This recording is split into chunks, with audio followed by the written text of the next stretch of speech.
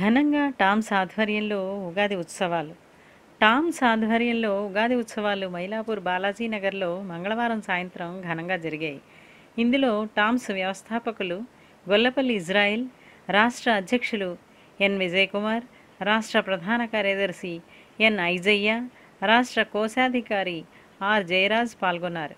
ప్రత్యేక ఆహ్వానితులుగా 188వ వార్డు కౌన్సిలర్ సమీనా సెల్వం, 188వ డివిజన్ కార్యదర్శి వి రంజిత్ కుమార్ విచ్చేశారు.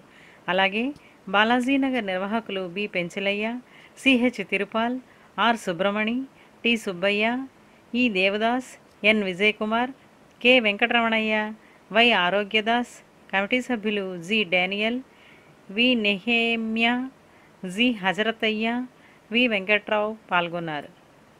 టీఎన్టీ న్యూస్ కోసం వసుంధర.